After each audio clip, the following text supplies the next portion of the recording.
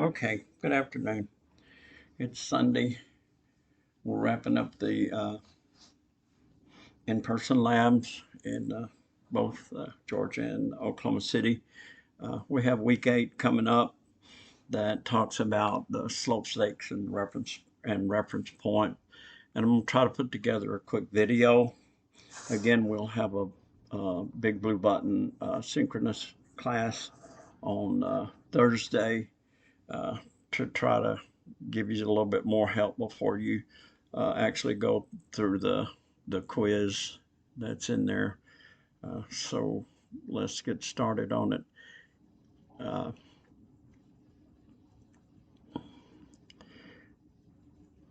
Let me find right here. Okay, this is where the reading material starts.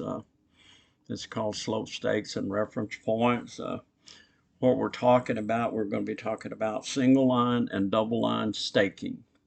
That's using different reference points. They've put a picture in here for us to talk about. It doesn't have any uh, values. It does say there's a -2% grade, but there's more information needed to use this. But to familiarize you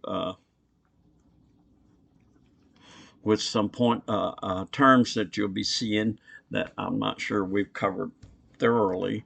One is a hinge point, and that's where a slope meets, it's also called a catch point, where the slope meets the original ground or another proposed grade. So there's a hinge point there. There's a little bit of hinge point here. This is a highway and a road section. It has the center line right here. Hadn't quite figured that one out. Uh, but I'm thinking what it is it's called a side hill cut. Like when you're going up a mountain, you cut it into the side of the hill, and you will fill this area ground. This is original ground with this slope. This will all become dirt, preferably most of the dirt that we pull out of the mountain side or hillside if we can use it. Again, so this is the center line of a super elevated as opposed to crowned roadway. So it starts out here where if you're in a car going too fast, you would run off, but you don't want the water running off onto the slope and the side of a hill or mountain because it'll erode it. So you want that water to go back toward the hillside or the mountainside and run down the hillside or the mountainside in this little ditch. If you've ever driven through Colorado, you might have, or any mountainous area, you might have seen this. So instead of a 2% crown, this has a 2% super elevation draining off into this little ditch right here. It has a 1.5 to 1 back slope, as noted here, has an offset for the cut slope, and it has an offset for this fill slope.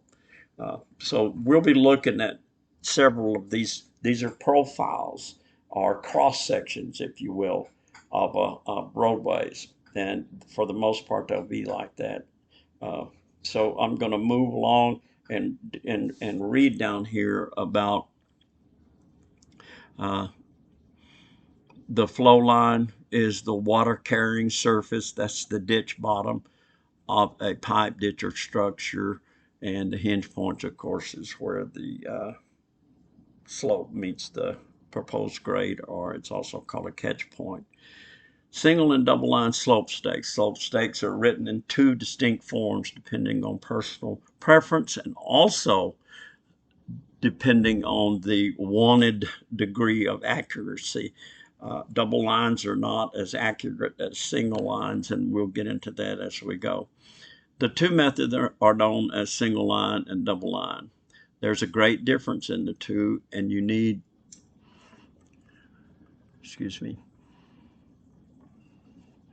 and you need to learn how to read each method at a glance. It will go through a little bit slower than a glance. Characteristics of single line method. All horizontal and vertical data are from the toe or the top. In other words, you go all the way back to the reference stake every time you want to measure. There's no measuring. I'll just keep reading. Characteristics of the double line method is that each step is relative to the preceding step. In other words, here we would measure from this stake up to here, and then we would measure from here to here. Well, in single line, every measurement will come from here. All of these measurements, even this measurement, will come from this toe up. So I don't know if you've ever, like if you needed a 2-foot 2x4, and so you cut off a 2-foot 2x4, and you decided to use your first one for a gauge for the next one. So as time goes by, you're going to accumulate error. But if you measure him from the same reference point, it kind of takes away that accumulation of error. And so that's what the purpose of a single line method brings us. The double line is its simplicity. You know, you measure from here to here, and then you measure from here to here, and from here to here, and so on. So double line is easier to read and less trouble to measure. The difference will become obvious when comparing the two methods from the examples in the following. In figure 87, the difference will, figure 87, the fill to hinge point is 5 foot. You see it right there. I'm gonna have trouble getting everything on here. So I'm filling from the slope stake. I've already set my toe. So I'm filling from my toe 5 foot at 3 to 1. 5 foot at 3 to 1. That gives me a horizontal of 15, and it puts me right here. On single line, it's the same on your first fill or cut.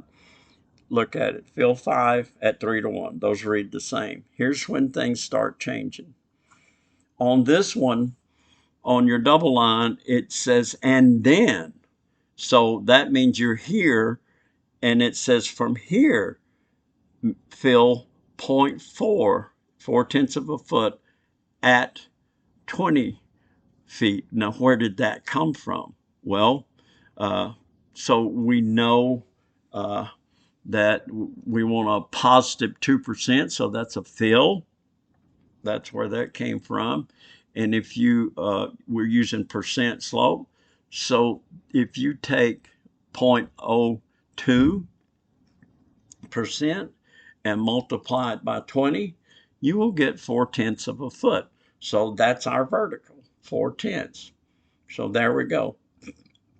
And that's the end of that. That's the end of that. Look at this over here. Single line, doing the same. We're going to go from here all the way up to here. Using single line, however, it says fill 5.4.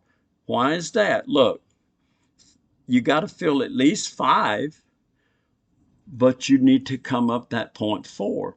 So you take that measurement, 5 foot to get you here, plus the 4/10 to get you here. So it's fill 5.4 at 35, not 15, but what's 20 and 15? That's 35. So these figures right here will get you to here. These figures right here will get you to here. I'll give you 30 seconds to digest that. We'll read a little bit more. On a single line, on a single or double line, the first data is the same, but all subsequent data, first data is the same, but all subsequent data are different. On the single line, all data are from the slope stake. On the single line, everything comes from here.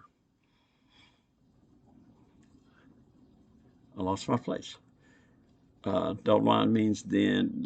And while on the double line, each data follows the preceding step. Double line means and then. Let's examine another situation whereby the slope, the top, is written on both forms. For comparison, please refer to figure 88. And here they are. And we will kind of go down this, looking at this, and kind of going back and forth and seeing where things are coming from. So they're saying this is the original ground. We obviously have a cut situation, and we have a bench, and then we have a pretty, I don't know, this is a bench, but it keeps the water from going over fast. It's almost a check dam. This is erosion stuff here that we're dealing with here, because picture this 3D, and it's going away from you as well as coming towards you. So this water may come down here, and some may go down here, but some may go this direction perpendicular and roll along the side of the slope in this, and definitely some will here. So this may be coming toward us going down or coming toward us going up. But the whole reason for that is to slow that rate of flow down, to keep erosion down. This being the center line of something, probably a road, and if that's the case, then this is a crown of the road, perhaps, and then this would be a back slope coming back up here, and like this is the center line of the highway, and that would account for the 3%. They want the runoff to keep it off the highway. Regardless, original ground, proposed grade, what we want it to look like coming up to the center line. But the thing is, to me, that it flattens out. So I'm suspicious of exactly what that is, but it doesn't really matter for our purposes. So let's look down at the double line from the top up here. Cut 10 foot at 1.5 to 1. So look here. If I cut 10 foot at 1.5 to 1 using my circles, 1.5 times 10 is going to, that 10 is my vertical, 1.5 is my ratio. So the vertical times the ratio is 15 foot horizontal. Same thing, nothing's different here. Cut 10 at 1.5 to 1 to the bench, to this. This will get you to the same place this gets you. Now then, we're going to go and then level for 10 feet right here. Level for 10 feet, plain and simple. But over here, it says cut 10 feet at 25. So here's where the challenge comes in. We got to measure back from here, and we're going to cut 10 feet here because we've got 10 feet, but we're going to cut it 10 feet at 25. So that's going to put us out here where we want to be. All this surface, this dirt will be gone. Cut right here. I'm looking at the left on the signal line. It says cut 10 feet. Same thing here. However, at 1.5, we need to be way out here. We need to incorporate this 10 feet into, we need to be at 25 because we've got this 15, and then we've got this 10 to get us horizontally where we need to be. I hope I'm not confusing you. It's kind of hard to look at all three of these things at once, but excuses. Let me go over it again. This and this are the same, gets you to the same point. This and this say different things, but get you to the same point. This combination will get you to this point right here. This will get you to that point right there because it says cut 10 feet. There it is at 25. So we have to take this in consideration and this, and that puts us at that point. Now, moving along a little bit, we're going to drop down here and try to get to this hinge point right here. Cut 6 feet at 1.5 to 1. Well, here's the 6 feet down, and the 1.5 to 1 times the vertical of 6 gives us 9. So now we have an additional 9 feet horizontal. Look over here, cut 16 feet at 34. Look at this, 10 right here, and 6, cut 16 feet at 34. This is 9 feet, this is 19 feet, this would be 34 feet. From here to here, 34 feet horizontally and 16 feet, 6, 10 vertically. I'm sure you're right on top of this. Doing the big blue button, we can stop and ask questions. I just kind of want to let you get ahead a little bit because the in-person's kind of dropping us back. So let's go down to the next one. Are we still on this? So we're down here. Okay. And then fill 3/10. From here, we need to go up 3/10. We got a 3% grade, but from here it's positive. From here it's negative. But since it's a fill, we're going to call it a positive 3%. So what does that put us? Where in the heck did this 10 foot come from? Well, if you want 3% and you want it to be over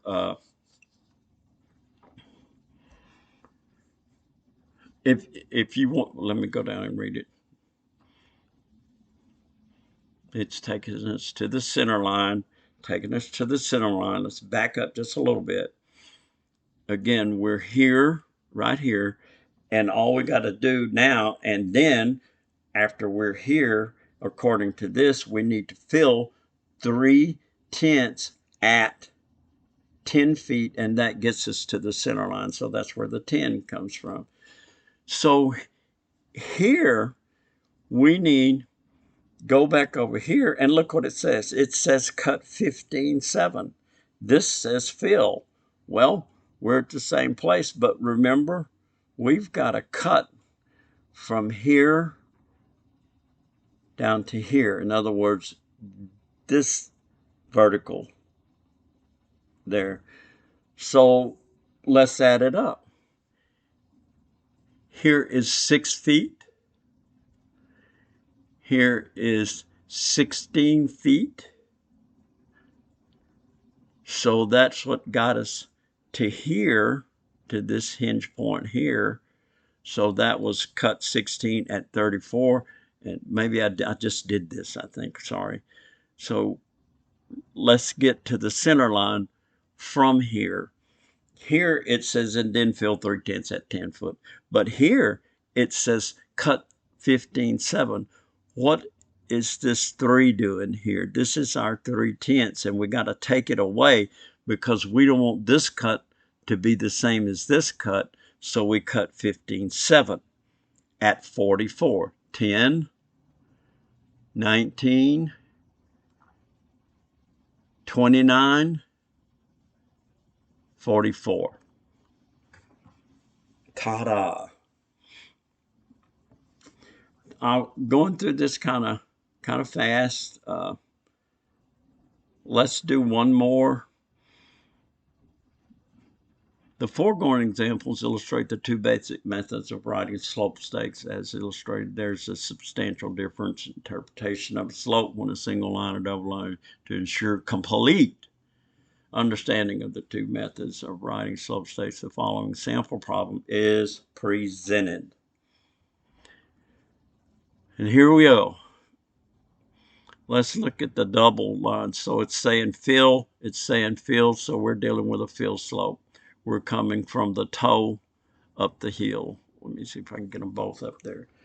So this is fill 3.3 at 2 to 1, so that's 6.6.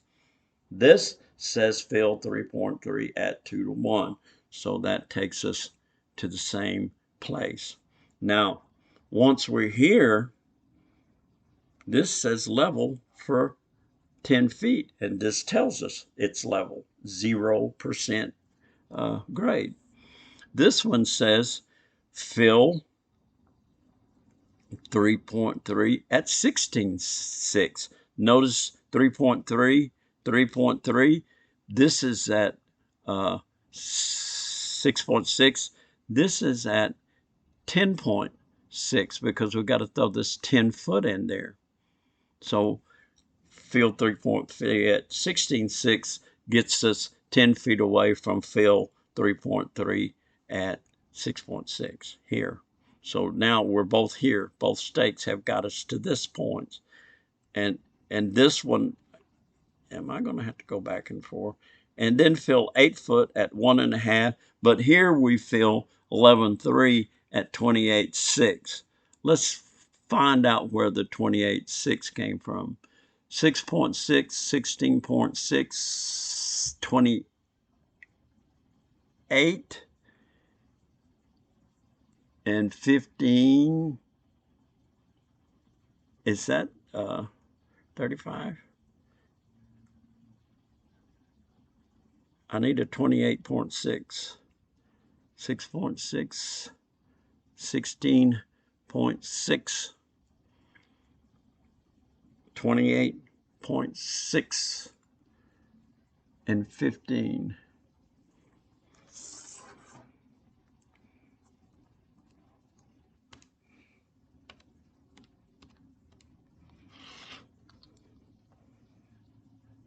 $43.6.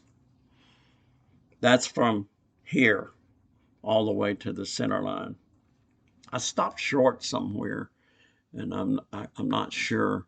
But when I add this, then I get this 43.6. So when I add 3.3, 13.3,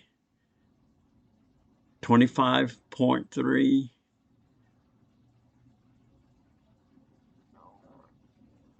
wait, I need 11.